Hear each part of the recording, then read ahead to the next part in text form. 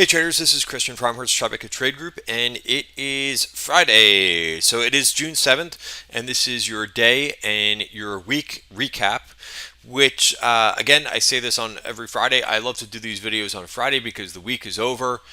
You can kind of look at some weekly bars at this point, which I think are, give you a lot better picture than looking at things during the beginning, middle of week and saying, oh, let's see how this weekly bar closes. Well, now we got them and we can kind of make some determinations based on what we've seen. But, much different tone, I think, this Friday's video than the last couple of weeks, which have been, pretty nasty in terms of price action to the downside and maybe profitable if you were playing it that way.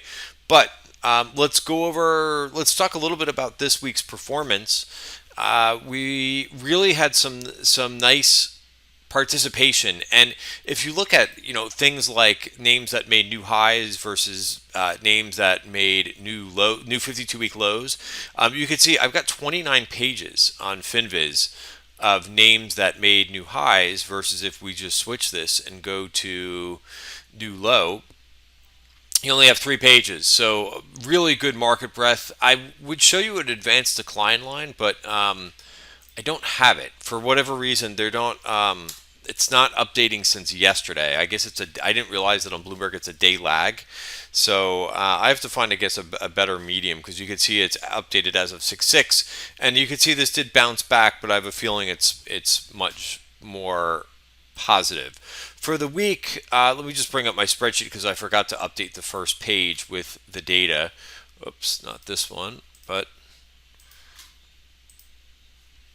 let's see. Here's my master spreadsheet. You can see behind. Yeah, I mean, we had SPY up 4.5%. We had the diamonds up 4.8%. We had IWM up 3.4%, so lagged a little bit there in the small caps. We had transports up 4.2%. We had the Qs up 4%. Really a nice snapback rally there too, from getting dinged earlier in the week with the FANG stuff. Emerging markets were fine for the week. They were up 1.1%. Gold and bonds. Bonds were actually flat this week after several weeks of inclines. So we're going to go over these two charts. They were pretty interesting. From where we were this morning, pretty crazy moves that we saw pre-market. So what I'm going to do is just kind of refresh some of these charts, but and also the sector performance, right? So here's what we looked like last week. I was actually going to have this screen up and say, hey, this is what happened. This is what we did this week. This is the previous week. So 2 weeks ago performance, and it was mainly the defensive names that were doing pretty well. Even utilities did well in the beginning of this week. They had the biggest one-day inflow ever for the XLU ETF. But you could see materials were actually up 9% this week. Home builders. By the way, one of the reasons why I like to look at this performance is because sometimes it surprises you, right? Sometimes if you get a little bit of tunnel vision and you're only looking at like a certain group of stocks, which I know retail traders, listen, I've been there before, right? I mean, I've traded, institutionally, I traded ETFs, which makes you have to have like a very wide universe of things that you're looking, because ETFs, there's an ETF for everything these days. So I've done that institutionally. I had a smaller focus for a little time when I was an institutional trader as well. And then, retail trading, which you kind of pick what you want to follow. But, I know that retail traders sometimes, because people on Twitter just seem to spew the same symbols over and over. And you sometimes you have tunnel vision if you're only watching the same stocks, and those stocks lose leadership, like the FANG stocks. You're missing out on new trends, right? And you can learn new areas of the market. It's very easy to, you just have to give yourself a little bit of a chance and a time to do that, right? I mean, that's how, it's one of the things that I've always been able to do, and I'm proud of that, is to find new trends, learn about the companies, so not just blindly go into names, but learn about them, and then once you become familiar with them, you have them on your watch list, and you could capitalize. Because I think that's one of the things that retail traders really get hung up on, is one group of stocks will be really strong for a couple years, and they'll fail to kind of go outside their comfort zone and look for new stocks. So, and new trends, right? Which is basically how you really make money, right? Um, so materials were up 9%. Semis were had a nice bounce back. They were up 6%. Tech actually was up 6% as well. And then you had a mix of other groups in here. You even had industrials that were up 5% as well. I guess the utilities were not up here, and they were actually only up 3% for the week. Maybe because they fell a little bit in the beginning of the week. I'll have to look at that chart in a second in XLU. It's another one to look at. The FANG stocks, as I mentioned, they did fine. They were up 2.4%, but again, lagging the overall market. Very important to note that. Chinese internets still are lagging as well. They've been very tough. The Shanghai did not have a good week, and I think the ETF for the Shanghai is down here was only up about 40 basis points. Really, what performed pretty well, which I think is notable because nobody really. I don't want to say nobody, but let me rephrase that. It gets less attention because everybody is focused on, of course, U.S. stocks. But look at what Italy did this week. Sweden, France, Peru, Spain. Now, some of this coming on the back of the ECB meeting. But, we heard a lot, like if you turned on the news at some point, not the news, but financial media, you probably heard a lot about bonds. You heard maybe a lot about German bonds, their yields going negative, and European. So a lot about that, but not too much about the performance of Europe, which did quite well this week. So if you look at, if we just look at the chart of Euro stocks, again, they're not by any means the leaders of the market, but we just don't want to see things fall apart. And it's not bad. I mean, here again was which everybody was looking at was head and shoulders patterns, from a week ago and maybe even the beginning of this week. And notice that this did not. This is the DAX. So I'm sorry, this is Euro stocks, not the DAX, but it did bounce where it needed to, and right on the 200-day moving average, and kind of canceled out that head and shoulders. Now it could still break. It could still go down here. So the story is not completely finished here, but it's definitely something to keep an eye on. What global securities are doing, but again, getting very very little attention that this group was up just about as much as the U.S. was. And it looks like, again, from what we said before, emerging markets underperformed a bit. So that's the performance for the week. Let's start to look at some of the weekly bars that I mentioned. And so you can see, so S&P, right, from where we were last week, I've mentioned this. I put out a couple notes, which I want to, in on tweets that I send out. Obviously, you can only put so many characters in there, but from where we were a week ago, breaking into the yearly value area, right? So this is really important because I'm on the weekly chart. This value area, these lines, right, from 28.17 to 26.15 is the whole value area of 2018. So volume at price, very significant, I think. And so this is essentially close to one standard deviation of last year's price action. So very good support and resistance. So we did fall in here, after 1, 2, 3, 4 weeks, because I'll call this doji a week down, but basically 4 weeks where we were not positive, and then just a big major bullish engulfing, taking out 1, 2, 3 weeks of performance this week. And sometimes that happens. So before I kind of move on to like what we can learn from this, I think the key thing here is that we got back above 28.17. That's a level that you've heard me talk about over and over and over. And we now have a couple things developing here, right? Some people were starting to say, possible head and shoulders. Now, what does it look like? Now it could be a cup and handle, which is head and shoulders bearish pattern. Now we could have a possible cup and handle is back in play here. So again, it's the beginning of that pattern. It could be. So we'll just kind of have to keep an eye on it.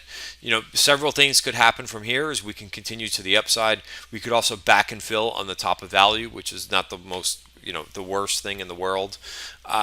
So lessons, after taking a look at the technicals, lessons to be learned from the last couple weeks.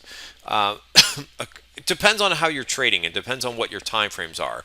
I know a lot of traders in the Tribeca trade room are option traders. We do have some traders who just trade stock as well. We have some who are like myself who trade a combination, both stock and options. We have some guys who trade short-term options, mid-term, a little bit of everything. But what I want to say is, I think to try to help, because what I see on Twitter is a lot of people are using options, I think maybe not the best way. So, for example, these moves, sometimes when we do have dips, or even, if we look at the price action, and I'm going to switch to the daily chart, but if we look at the price action of what we've had so far in 2019, you could make a case that we probably went a little bit too far. We went basically in a straight line, except for this and this. Pretty much a straight line from lows to highs of where we got to right in the beginning of May.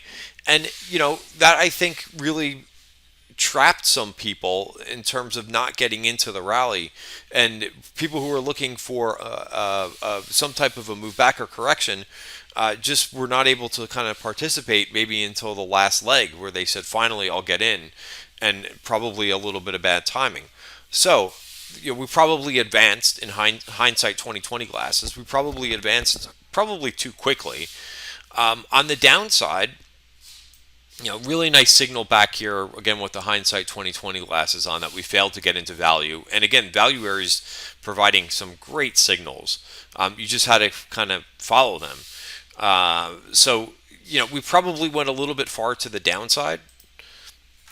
And that happens, and sometimes it becomes a pain trade, right? When we go down 4 weeks in a row, or 3 weeks in a row, or 3 out of 4 weeks, maybe I should say, it does become a pain trade, and you have to have the right trades on. If you're playing mostly, so for example, if you're playing a lot to the long side, and you're messing with weekly options, and you're holding weekly options overnight, or if you're holding June options and you're holding them overnight, and we have a sustained move down, it can be very painful for you.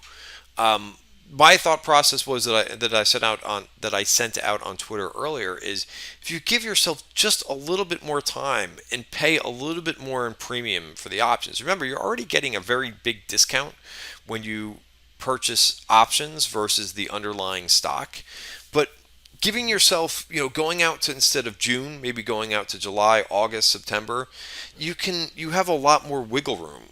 And, if you bought trades here, you might still be a little bit underwater. But if you bought some of these trades here and the market recovered to here, you're going to have a nice gain.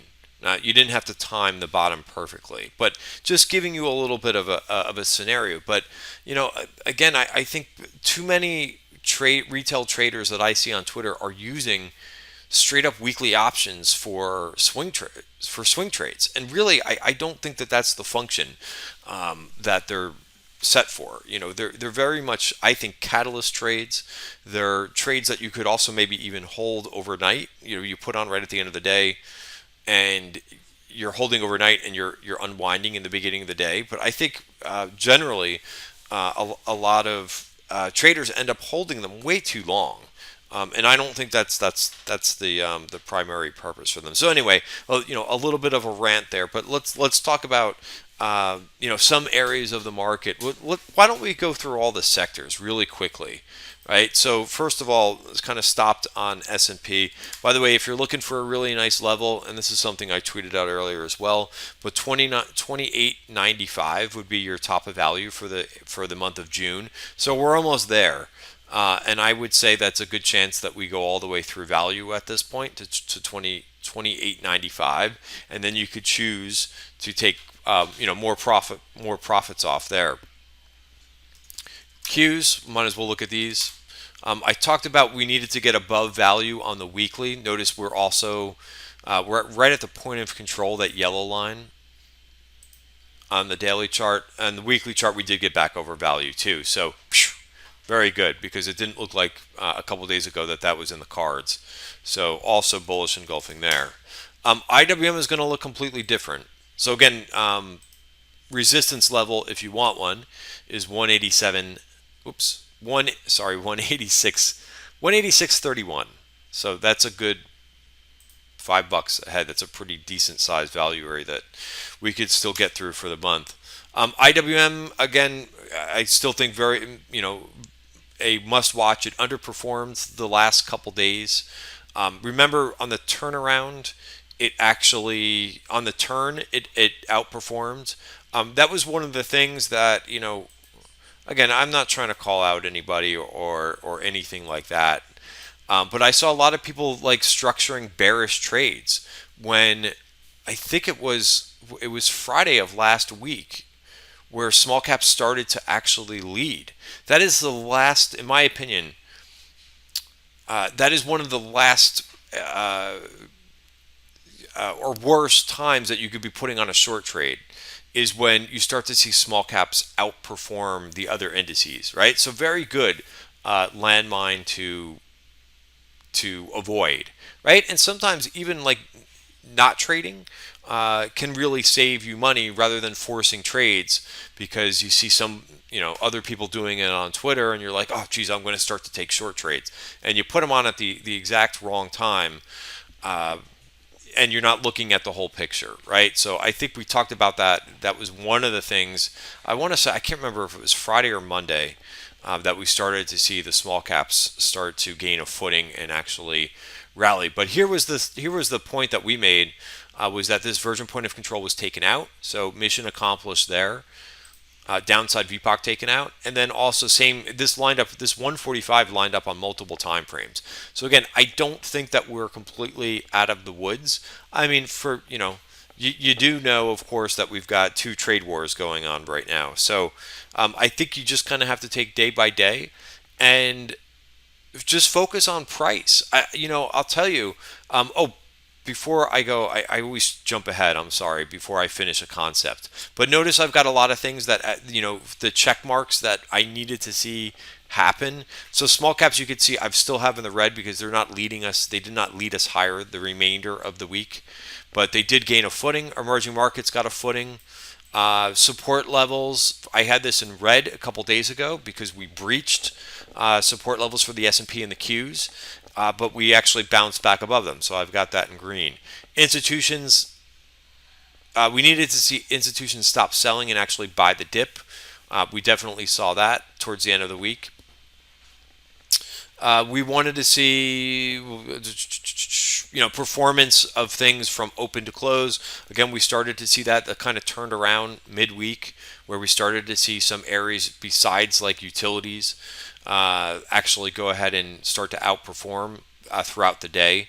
Riskier sectors of the market leading. So we saw a little bit of this. So I don't have this in red or in green. So it's kind of neutral because some days we did see the utilities and REITs and consumer staples outperform, and some other days we saw some other groups outperform. Like today, I think FANG outperformed, right? So next concept,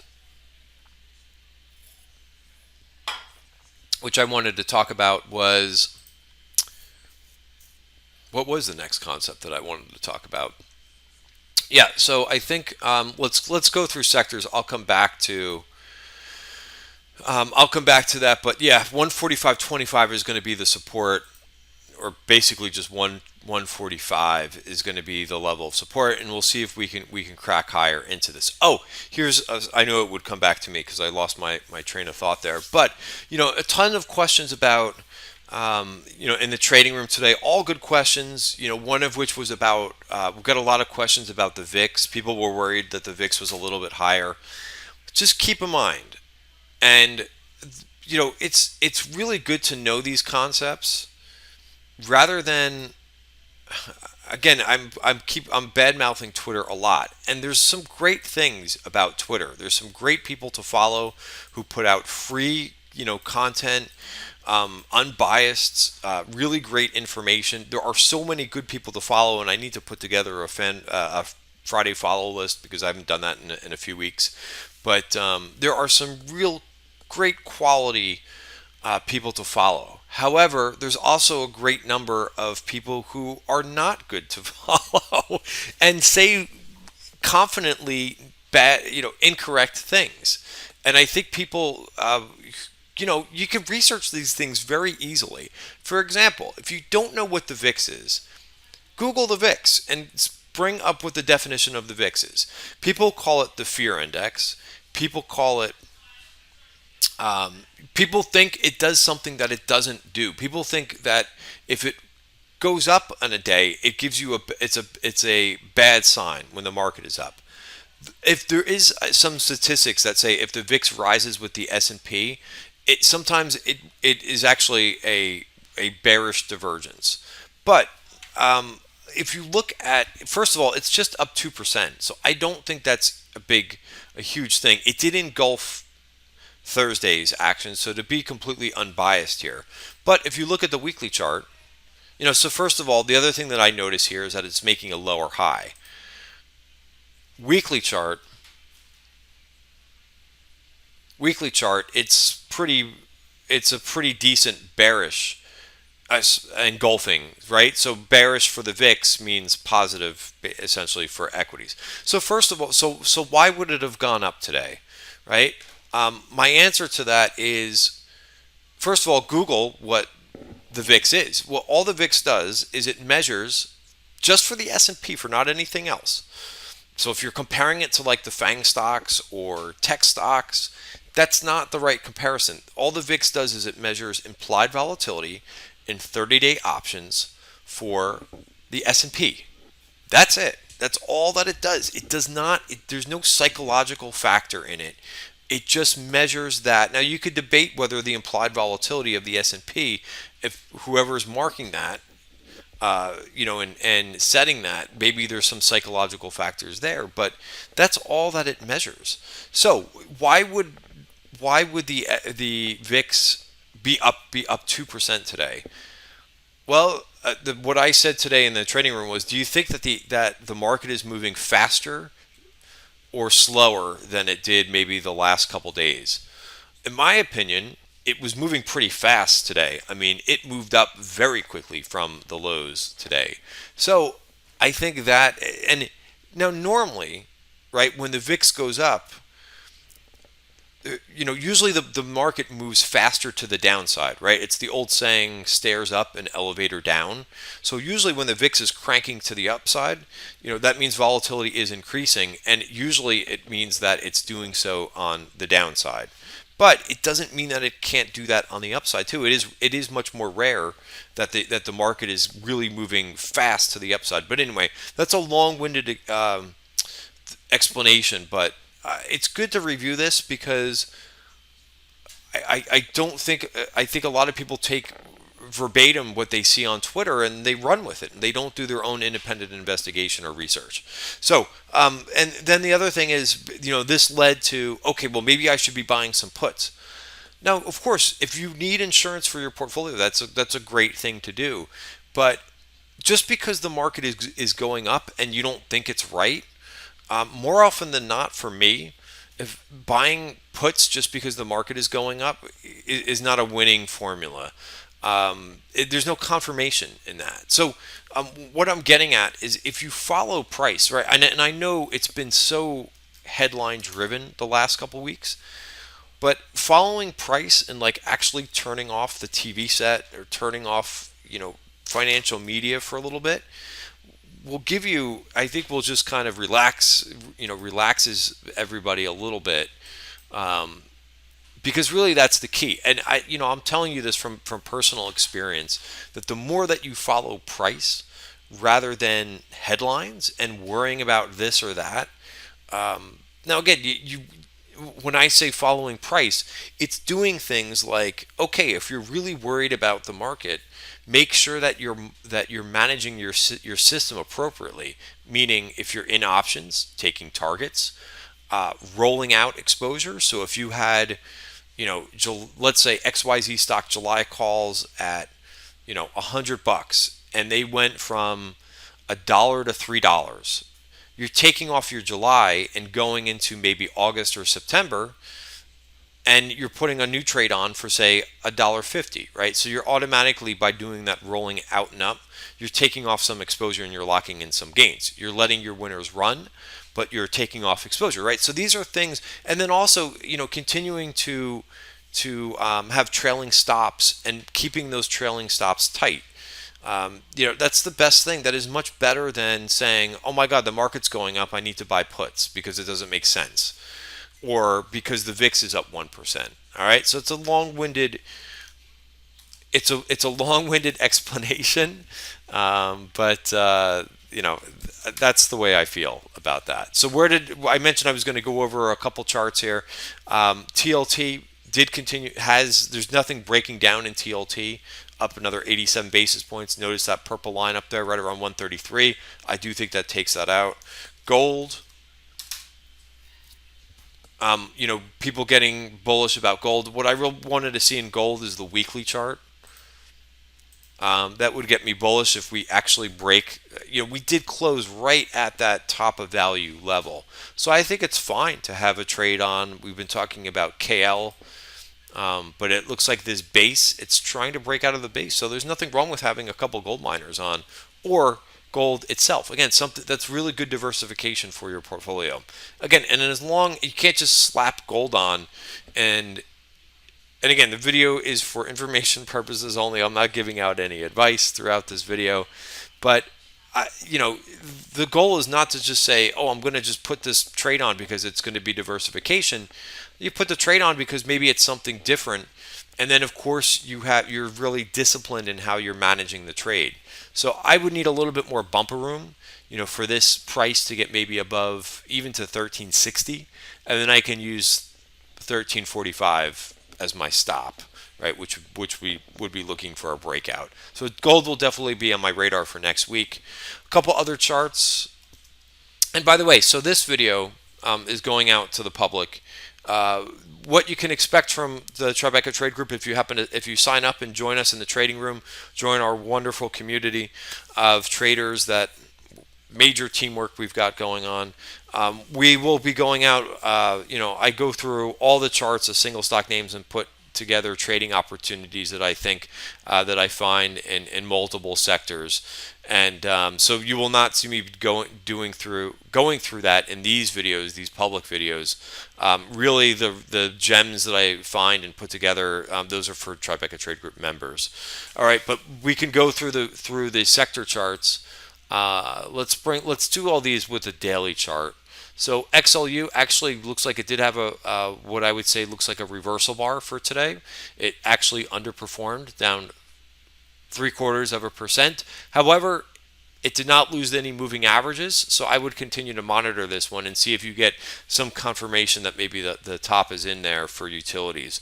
Let's go over to the Big Daddy Tech, which is the biggest weight. Going all the way through the top of value, 76.61. So this, my opinion, is a good place to take targets, and then wait and see if we can actually get above value for the month of June. Excellent. Let's go to staples and discretionary, both the consumer names. Not above the 50-day moving average, but looking much better than it did a week ago, which I think we're going to find for most of them. Consumer staples very strong. Look at this: 1, 2, 3, 4, 5 straight big green bars, very strong looking. If it checks back to the top of value, might be a pretty good place. Sticking with the defensives, XLV had a nice day today. I mentioned this yesterday that healthcare was starting to had a big outperformance day over biotech, like so XLV versus XBI. Might as well look at that chart. Yeah, it does look like healthcare looks like it's got more momentum to it versus biotech. Again, some crossover in those ETFs, but it does look like XLV is much more healthy. Energy, which is probably going to be the worst looking. By the way, if you go back to the performance that we had for the week, energy names were barely up 1% after getting absolutely smoked for the last 5-6 weeks. So dead cat. I don't want to say dead cat bounce, but not that great looking. XLB, which had the big performance this week, looks like it was shot out of a cannon earlier in the week. Getting back to kind of seems like still up almost 1%, but maybe running out of steam a little bit here. What am I missing? We did financials. It's a little bit stuck in the mud. Remember with the possibility with the jobs report being weaker than expected, that means that rate cuts are in the cards. It's possible. It's giving probably the Fed a clear pass if they wanted to cut interest rates. That won't necessarily be good for banks. So I would imagine that the underperformance of the banks might continue. Transports, let's look at them. And we'll look at a couple subsectors. Transport's not into the June value area yet. Has to get above 185. The software group, which really kind of took off the last 2 days. I'll go through just a couple of these charts. I was in AYX, which I sat through some pain and took this off in the beginning of the day. But I think I put this trade on maybe here, thinking this was coiled and going to resolve itself to the upside. And I kind of just sat with the trade, being that it broke. I did not add to it, but move down. Microsoft, really, really strong looking. Just to go through a couple of these momentum names, this MDB, unreal. And again, have to kind of just wait a little bit past earnings because some of these don't have a great reaction and then they just blast off to the upside. So MDB really nice. Same thing with Shop, Twilio. Really strong. TTD is another one. Drawing a blank here at the end of the day. But if you go through and look at the FANG stocks, right, I just think these are challenging trades at this point. Yes, they had great days. This was one of the things that I said in the beginning of the day in terms of looking for trades today. Over the last couple of days, I said I don't like the FANG stocks, but now that the sentiment got pretty bad, and of course they got a snapback rally. Amazon, I think is going to be really an interesting one to watch for next week. Again, I think every week Amazon is going to be an interesting one, but 1817 is the level I think it's got to get above. On the weekly chart, looks pretty good. It closed at 1804, but on the weekly chart, you've got a cup and handle type. You got a floating hammer there, which did get above 1772. So I think that's really nice for Amazon. What I would watch next week is if it can get a little bit higher, I would be a buyer. Above 18. What did I say that level was? Call it 1815. And then last one, because I see the videos I've been talking for 30 minutes. But Salesforce had, I think, what's called the false breakdown. Did not close on its highs, so right back into this range. But I would watch for this thing to break. And you've got support down here at 158.12. All right, so we'll leave it there. I could go over a bunch of other names and a bunch of other areas. I'm going to do that in the member video. We're doing something new. Our trade ideas are going to go out on video, so it's a little bit easier. I got some great feedback from members about that, rather than a big old newsletter. Newsletter will be shortened, and we'll have a video to accompany it. Guys, have a great weekend. Much more to go into for strategy for next week. So I'll be touching upon that in the newsletter. Have a great weekend, and I'll see you on Monday.